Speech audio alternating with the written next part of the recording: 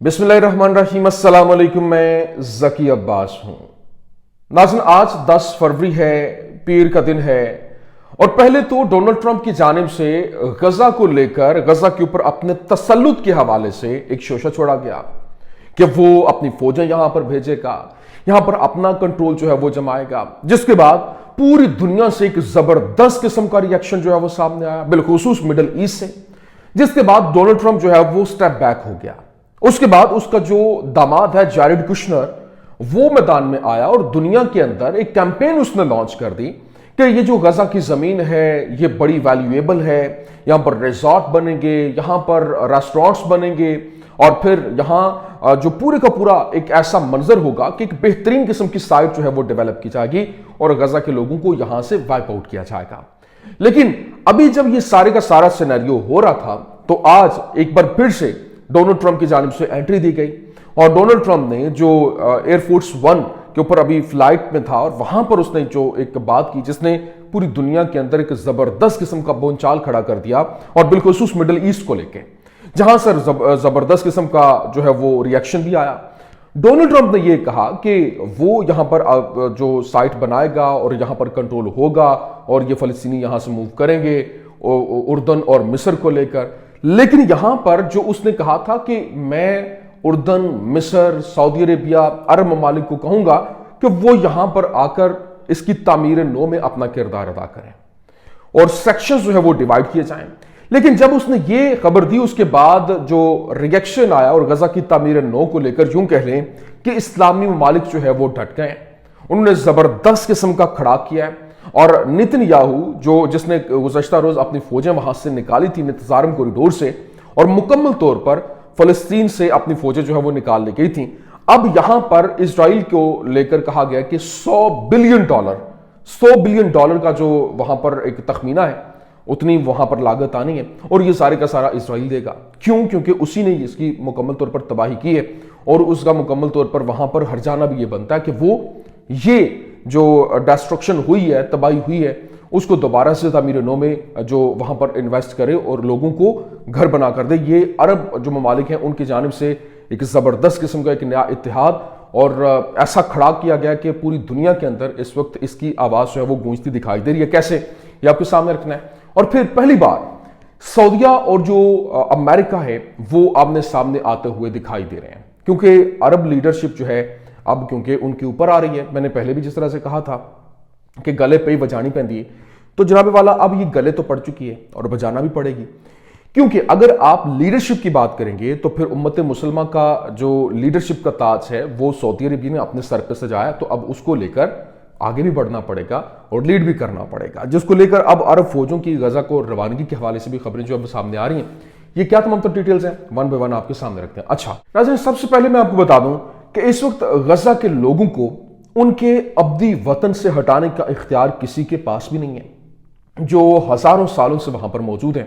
और फलस्तीन, बशमुल गजा, West Bank और अल Quds जो है वो फलस्तीनियों का है, ये दावा फलस्तीनियों का है। और फिर जितने भी इस्लामिक वर्ल्ड है वो ये दावा कर रही है और फलस्तीनी अवाम अपनी सरजमीन और अपने मकसद के लिए पुरआज़्म है और फलस्तीनी रियासत का कोई मुतबादल नहीं है। लेकिन यहां नेतन्याहू को लेकर जिस तरह से एक जबरदस्त किस्म का रिएक्शन मिडल ईस्ट में आ रहा है, बिलखुसूस सऊदी अरेबिया में, सऊदिया के टीवी चैनल्स के ऊपर एक डॉक्यूमेंट्री बड़ी तेजी के साथ वायरल हो रही है और चलाई जा रही है, जिसमें नेतन्याहू को लेकर बताया गया कि ये जिस तरह से इस मतलब किस किरदार का मालिक है, किस तरह से ये इसने पूरे का पूरा ढोंग रचाया, खेल रचाया और इसका बाप दादा भी यहां पर किस तरह से वो इसी तरह की मुहिम चलाते रहे।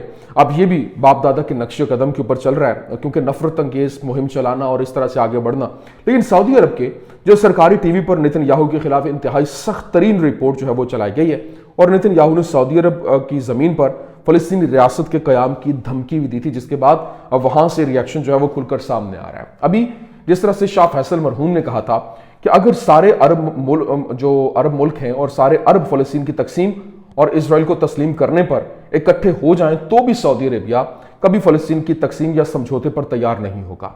और फिर शाह फहद मरहूम ने क्या कहा था, उसने भी ये कहा था कि सऊदी अरब हमेशा फलस्तीन और फलस्तीनी कौम की हिमायत जारी रखेगा।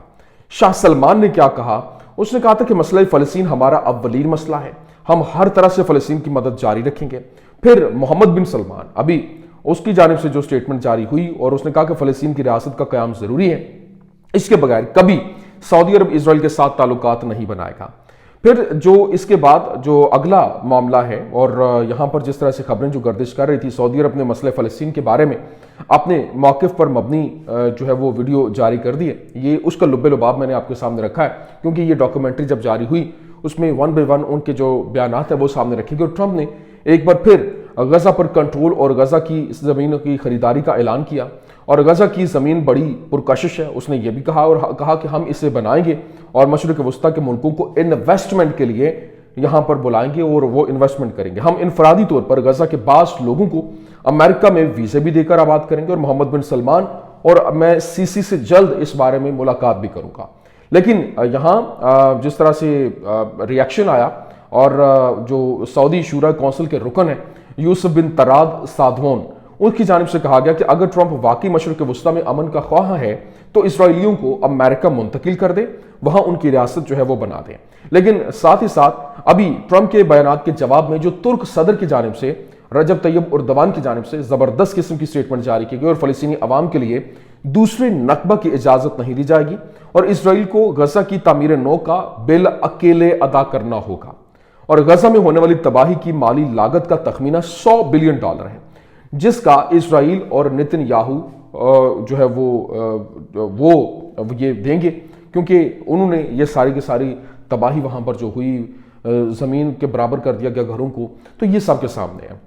جس کے بعد جتنے بھی ممالک ہیں، عرب ممالک، اسلامی ممالک جو ہے وہ اس کے اوپر اب ڈٹ گئے ہیں۔ پہلے ڈونلڈ ٹرمپ جو ہے وہ دیگر جو مڈل ایسٹ کے ممالک کو یہاں پر انویسٹمنٹ کرنے کو لے کر، یہاں پر جو ترقی کو لے کر، یہاں پر جو دوبارہ سے ریکنسٹرکشن کو لے کر کنونس کرنے کی کوشش کر رہا تھا، اور یہاں پر اسلامی ممالک کی جانب سے اس طرح سے کھڑا کر دیا کہ بھائی یہ جس نے کیا ہے وہ یہ کرے گا اور یہ اس سے کروایا جائے گا۔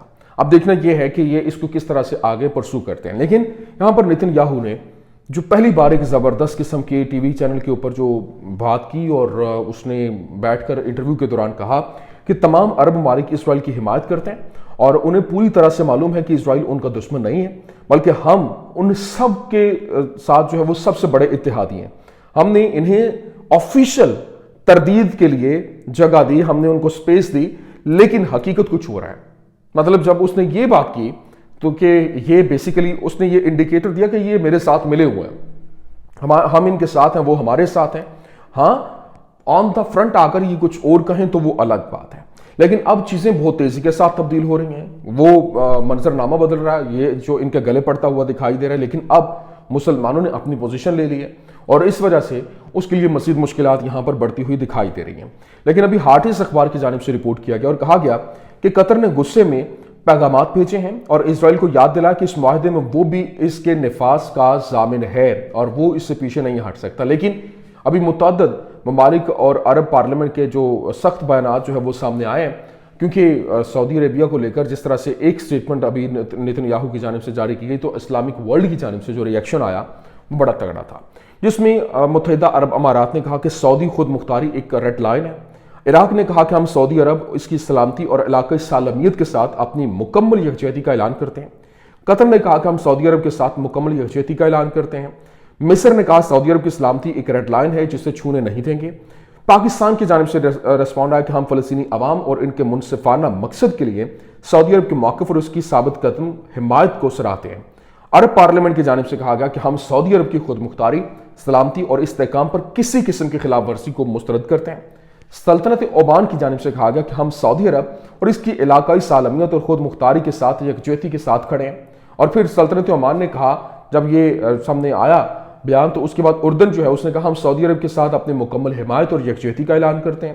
بحرین نے کہا کہ ہم سعودی عرب کے ساتھ اپنی مکمل یکجہتی اور اس کی سلامتی، استحکام اور خود مختاری کے لیے اپنی حمایت پر زور دیتے ہیں۔ جب یہ تمام سینیریو جب کھل کر سامنے آیا، تو یہاں پر جو ایران ہے اس کی جانب سے زبردست قسم کا ریاکشن بھی سامنے آیا کہ ایک یہ جو نیا اتحاد، ایک نیا الائنس جو ہے اس نے پورے کے پورے منظرنامے کو تبدیل کر دیا ہے۔ اور ایران کیونکہ اب ایک بڑی زبردست قسم کی طاقت ہے، سعودی عربیہ، ایران، ترکیہ، اب یہ ایک زبردست قسم کا بانڈ بنتا ہوا اور اتحاد بنتا ہوا دکھائی دے رہا ہے، اور اللہ تعالیٰ اس کو نظر بد سے بچائے، کیونکہ یہاں پر نظریں بہت جلدی لگ جاتی ہیں ان کو۔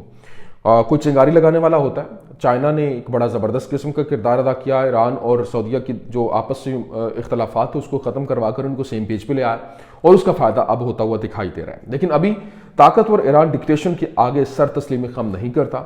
IRGC जो एरोस्पेस फोर्सेस के कमांडर हैं सरदार हाजीजादा, उसने कहा कि ट्रंप ईरान पर हमला करने की जरूरत नहीं करेगा और एक ताकतवर ईरान जो है वो डिक्टेशन के आगे सर तस्लीम खम नहीं करता। आवाम को बैरूनी खतरात की फिक्र नहीं करनी चाहिए, हमें अंदरूनी मसाइल को हल करना चाहिए। और फिर जो IRGC के कमांडर की जानिब से कहा गया कि जो ट्रंप की ईरान पर फौजी हमले की जो धमकी है उसका उसने जवाब दिया। उसने कहा कि उसने ये नहीं कहा कि वो हमला करेगा, इसमें ऐसा करने की हिम्मत नहीं है और एक मजबूत ईरान धमकियों के आगे सर तस्लीम खम नहीं करेगा। लोगों को बैरूनी खतरात की फिक्र नहीं करनी चाहिए, बुनियादी चीज़ अंदरूनी मसाइल को हल करना है।